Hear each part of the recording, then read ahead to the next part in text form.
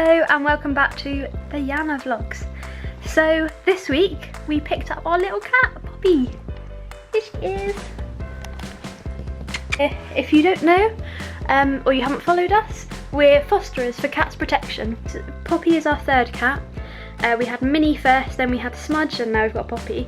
This week I'm just going to do a little chat about fostering and why we do it, I guess, and a bit about Poppy. There'll be some clips as I chat about her and how she settled in. I just thought it'd be an interesting thing to do. So not so much of a what we did this week, more of just something different. Yannah and I are fosterers for Cats Protection.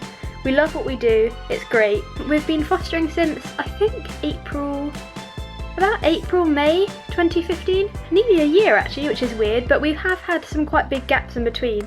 We've been on holiday and things. I think the best thing about fostering is just that you get a cat. I mean, we live in an apartment, we don't have a garden, and we might not stay in the UK forever. Our plan is to move abroad, maybe in like 4 or 5 years' time, and that's a big factor for us. We've both always had animals. Jan has always had dogs and I have always had cats, and we would love to be able to have an animal here.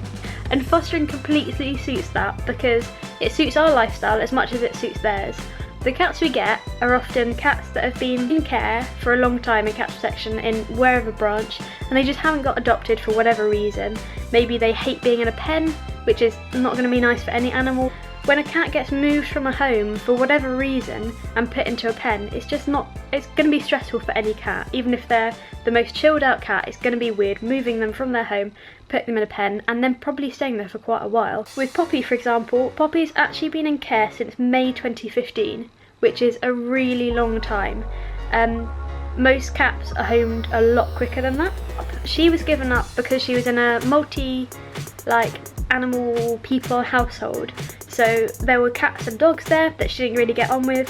I don't think there were any children there, but the people used to have grandchildren around, and she didn't like them, she didn't get on with them. And I think it was just a bit too busy environment for her. It didn't suit her as a cat. And sometimes that just happens. It just, not every animal suits every home. So she was put into care, and unfortunately she's been there for a very long time. As I'm recording this, it's March 2016, so 10 months, that's a long time for any animal to be in care. Cats Protection will never put a healthy cat down. Fostering is so rewarding, and if you ever think, I wish I could have an animal, but oh, I didn't have a garden, or maybe I'm not going to be here for all the time, I don't want to get a kitten that could live, 15 years plus. That's a long time to commit, and not everyone can do that. But fostering, you can have cats for a long time, but that's not the same as 15 years. I haven't met many fosterers. I've met a few, and I've met the ones in our branch, but I don't know anyone that's had a cat for 15 years plus as a fosterer. It just doesn't really happen unless the fosterer has adopted them because they fell in love. You have to have 2 weeks in between each cat because we're whole house fosterers. We don't have pens or anything. You can have pens in your garden if you have that space. We're not room fosterers. The cat that we have with us is in the whole house.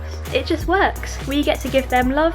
They often haven't done well in their pen. They often haven't been happy there. They've had a lot of love because all the volunteers do an amazing job, and we'll give them attention when they can. But it's never going to be the same as them being in a home, whether it be a foster home or actually a forever home and them being adopted into that house. We can give them love, they can give us love, and most importantly, they can be in a home and a safe, cared for, warm, cosy environment until they find their new home forever. Disadvantages, oh, there's a cat tail. There's not many, to be honest. The biggest one is the bond that you form with them, and then having to say goodbye to them. It's always going to be hard. But the thing that gets us through it is we can't adopt them, and ultimately we might not be here all the time. We might move countries, we might move house, we might move areas. If we had an animal, we would have to consider where we were moving and how you could keep that animal, but we can't really move a cat abroad. Our ultimate plan is we are planning to move to Japan. It might be in 5 years' time, it might be in 10 years' time, but that's not really enough time to have a cat. It's hard to say goodbye, definitely, but all you have to do is think that if Poppy, for example, finds her forever home, then we can help another cat that's in the same situation as her, still in a pen right now, that's been there for a few months, that desperately needs a home and would benefit from being in a home like this where it's not a pen. It works. Fostering works, and we get to have a cat that we love. We get to give them a lot of love and a safe, calm home. To be a fosterer, I would say you need to be understanding, caring, loving, very patient, and love cats, of course. But as a fosterer, you don't need to be a vet. You don't need to know everything about cats. You don't need to know all the veterinary stuff. You need a basic understanding of cats, and you need to understand their behaviour, and you need to understand, like the hygiene aspects and things like that. But you get taught that.